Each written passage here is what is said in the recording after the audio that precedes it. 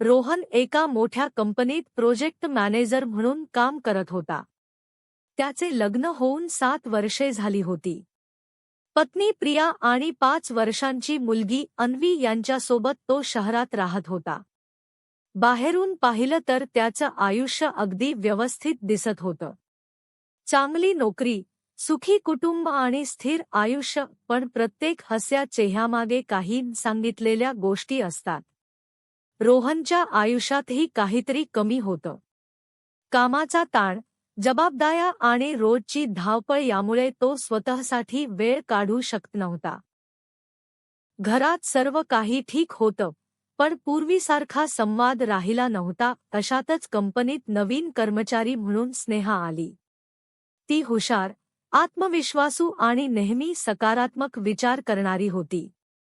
पहिल्या दिवशीच तिच्या कामाची सर्वांनी प्रशंसा केली. रोहन आणि स्नेहा एका महत्त्वाच्या प्रोजेक्टवर एकत्र काम करू लागले. सुरुवातीला त्यांचं नातं पूर्णपणे व्यावसायिक होतं. मीटिंग, ईमेल आणि कामाशी संबंधित चर्चा. पण दिवसागणिक संवाद वाढत गेला. दुपारच्या जेवणाच्या वेळी दोघं एकत्र बसून गप्पा मारू लागले. कधी कामाबद्दल, कधी आयुष्याबद्दल, तर कधी फक्त हसण्यासाठी. रोहनला अनेक दिवसांनी कोणीतरी त्याचं बोलणं मन लावून ऐकतं असल्याची जाणीव होत होती. स्नेहालाही रोहनचा शांत आणि समजूतदार स्वभाव आवडू लागला होता. काळ जसजसा पुढे सरकत गेला तसतसं त्यांचं बोलणं वाढत गेलं. ऑफिस संपल्यानंतरही कधी एखादा मेसेज, कधी फोन, तर कधी सोशल मीडियावर संवाद सुरू राहू लागला. दोघांनाही वाटत होतं की ही फक्त मैत्री आहे, पण मनात हळूहळू काहीतरी वेगळा आकार घेत होतं.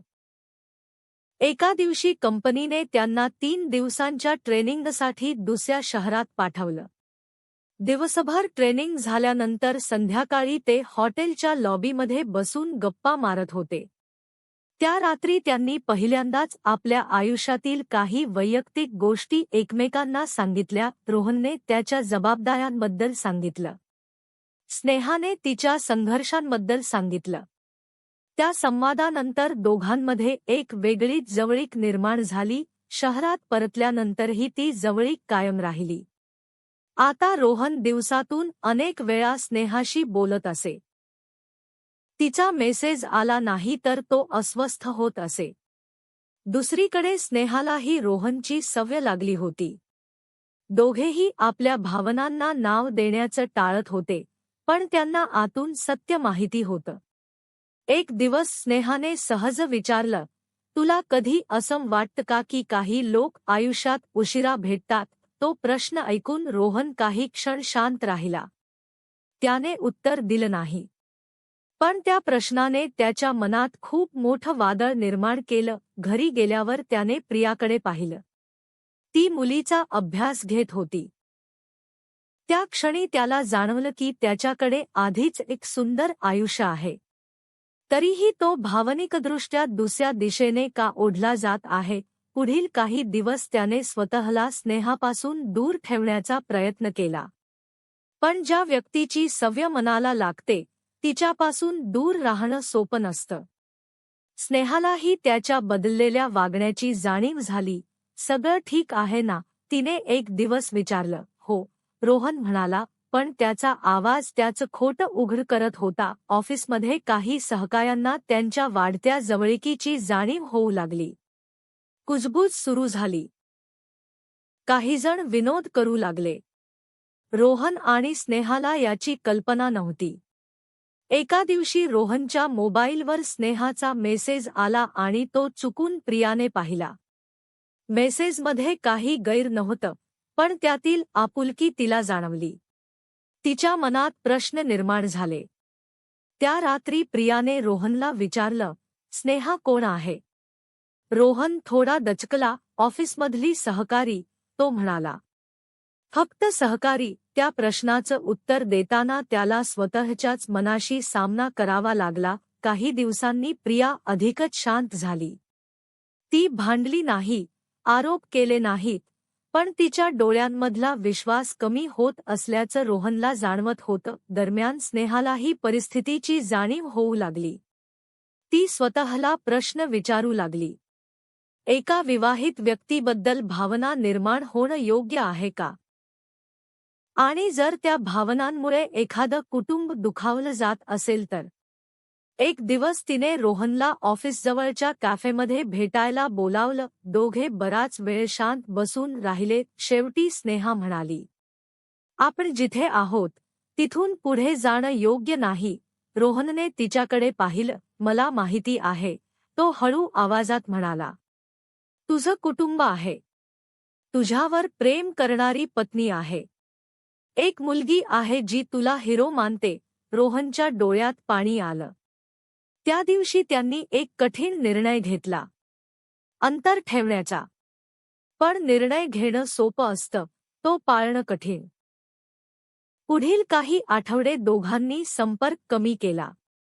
फक्त कामापुरतं बोलणं. पण मनात निर्माण झालेल्या भावना एका दिवसात नाहीशा होत नाहीत. एके दिवशी कंपनीत मोठी पुनर्रचना झाली. अनेक कर्मचाऱ्यांचे विभाग बदलले गेले. स्नेहाला दुसऱ्या शाखेत बदली मिळाली. तिने जाण्याच्या आधी सर्वांना निरोप दिला. रोहनसमोर आली तेव्हा दोघेही काही क्षण शांत राहिले. काळजी घे, ती म्हणाली. तूही, रोहनने उत्तर दिलं. तितकंच. कोणताही चित्रपटासारखा शेवट नव्हता. कोणतीही मोठी घोषणा नव्हती. फक्त दोन माणसं होती ज्यांनी आपल्या भावनांपेक्षा योग्य गोष्ट निवडली. स्नेहा गेल्यानंतर रोहन अनेक दिवस अस्वस्थ होता. पण त्या काळात त्याने स्वतःच्या आयुष्याकडे पुन्हा पाहायला सुरुवात केली. प्रियासोबत वेळ घालवू लागला. मुलीसोबत खेळू लागला. घरातील संवाद वाढवू लागला. एक दिवस त्याने प्रियासमोर सर्व काही प्रामाणिकपणे कबूल केलं.